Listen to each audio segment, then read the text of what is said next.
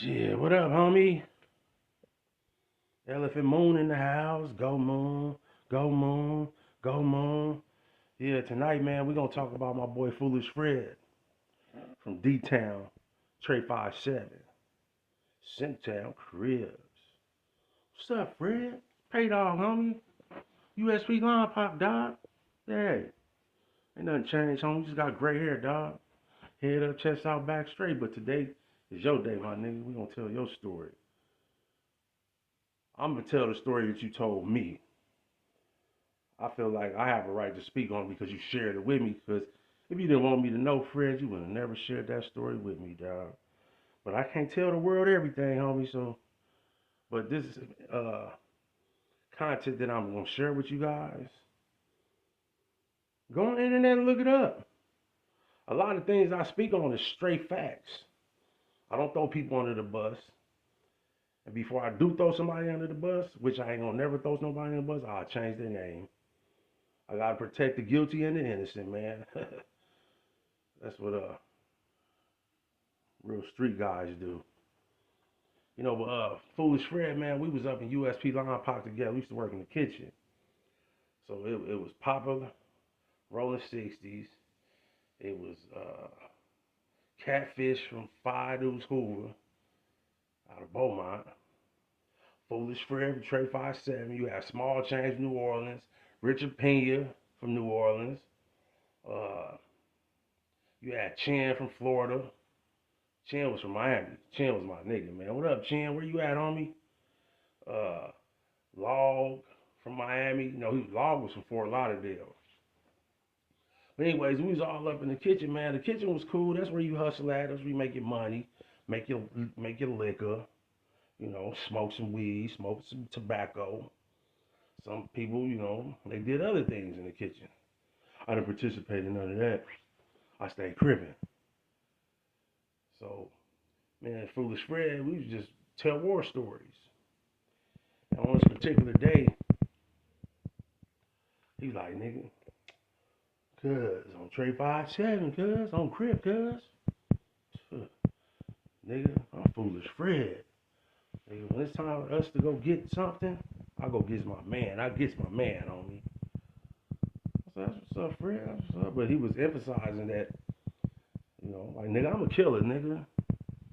But see, a lot of times when the feds, a lot of California gang members are known to have not respected Crippin' and Blood in other states.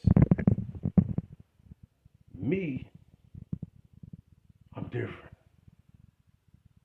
As long as you a man and you down and you represent what you represent, homie, I don't give a fuck where you from. You know what I'm saying? There's men everywhere. There's killers everywhere. There's fools everywhere. Better believe it, and you better say it and know it. But so a lot of times, some of the Crips and Bloods from other cities and states would go that extra mile when it was time to promote violence, to prove a point, to let a lot of people in California, a lot of gamers in California, you know, like, nigga, shit, we'll smash now. And y'all can get smashed too. That was their demeanor and their mentality. But if you're a real gang member, you're not gonna get offended by it because you're supposed to rep where you from and rep who you are. You're supposed to stand on it. Don't stand around and stand on it, nigga. 2 feet.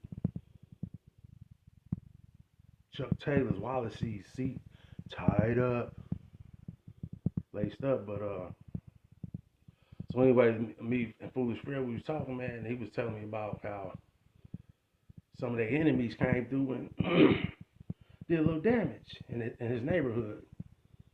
Foolish Fred was like, nigga, shit, nigga, I went and got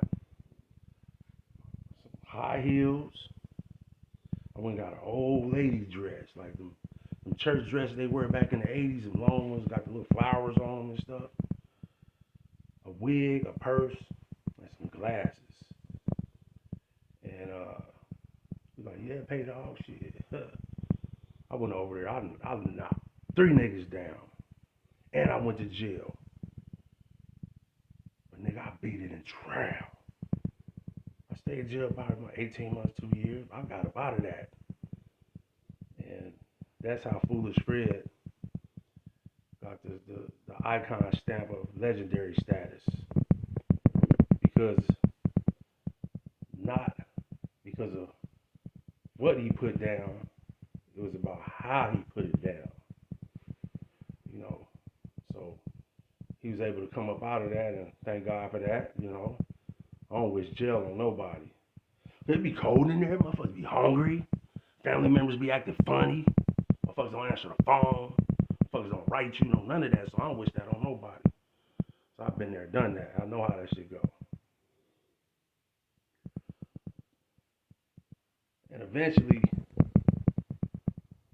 the Dirty South car got into it with the Latin Kings. I think it was over some money. It was over some type of business transaction. And the Latin Kings rolled a couple of the Dirty South guys up. Really like New Orleans, Texas dudes. It was really some New Orleans dudes. And so Richard Pena, Foolish Fred, Papa, Catfish, Small Change. It was a lot of them dudes, man. Word is bond. They took off on every Latin King in every unit at a certain time in the morning. Like, it had to be like right before breakfast or right after breakfast. Man, they caught them dudes in their boxers, caught them dudes sleeping. Man, they stabbed a bunch of them dudes up. But then the Latin Kings, you know, do say organizational ways, they sometimes get in bed with the police. You know, like the lieutenants and shit up in the joint. Well, the crooked ones. So whoever they had in their pocket had some pull to where they shipped the Dirty South car and let the Latin Kings come back on the yard. Which I felt was some bullshit out of shit. But the politics is different in the feds, man. Because it was a time where the DC Baltimore dudes got into it, the Serranos, and I had just came on the yard. And when they was rolling their stuff up, I packed my shit up too. Because my boy shot Kim. Yeah, John Edwards from Queens. You know, he's a guy that the movie Belly was based off of. Not Tommy, but Method Man part. That was Shaquem. Method Man was playing his role. But Shaquem, you know, he got life in the feds, life in the state of Ohio. You know, he was a cold body getter, man. But you know, he had knowledge of self, and he was a 5%er. So he's real intelligent, real smart. He was grounded. So you know, I learned a lot from him. So when the East Coast dudes got into the Serranos, I rolled my stuff up like, nigga, let's go. This is what we do every day out here in California. It's racial out here. We beef with the Serranos. I don't beef with nobody no more. So I'm talking about past tense, man. Don't let the gray hair fool you. But so some of the Crips pushed up on me like, hey, cuz, what you doing? I'm like, nigga, we finna ride out on the Mexicans. What you mean? Like, nah, homie, we don't do that. What you mean we don't do that? They black. It's like, nah, cuz, it's Crip. That day forward, I took it as a division to play safe. That's what I call it, play safe. Because, for real, if a black man or black woman see another black man or black woman have negative vibrations and energies with other races at a time, you're supposed to aid and assist. You don't sit there and watch nobody just jump on a motherfucker and they ain't of the same race. What? Anyhow, I was raised, my family was Black Panthers. My family was GDs. Like the beginning type GDs. The beginning type Black Panthers, boom, bomb, boo. Yeah, them type of Black Panthers. But I ain't gonna sit there and watch, and I don't promote racism or nothing, but my people is my people. I ain't gonna sit there and watch no other races dog my people out, not in my face. Either we going to the hospital, we going to jail, or somebody gonna die. That's the outcome of it. But a lot of times in jail, people create these cars, like with a group of people. It could be 5 people in a car, it could be 10, it could be 20, it could be 100.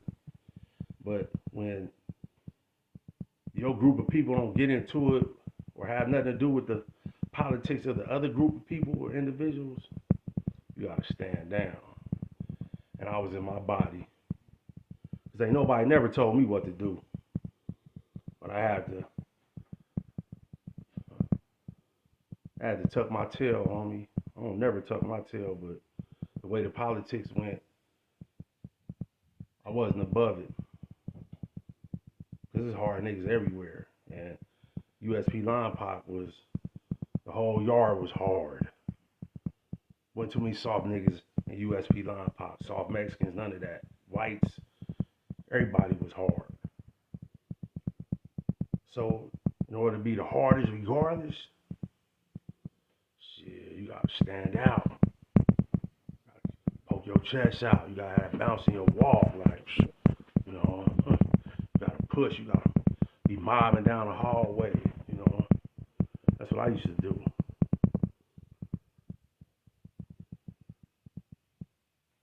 But Foolish Fred and them, they got shipped, and I ain't seen Fred since, but Fred's a real homie. He is a real Crip. He's very outstanding. He got his flaws. We all got flaws. But you don't see him when you're not judgmental, right? Yeah, God say, come as you are. So who's God? Me, you, and you. So if you God or created in the image of God, how can you be judgmental? You can't judge nobody. God has a judgment day, but he ain't sitting around judging all of us. He letting us live our life. When the time comes, then you gotta answer. But other than that, man, Elephant on TV. Stay posted. Stay tuned. I'm gonna be back at y'all, man. But I got school in the morning, and I gotta go to work.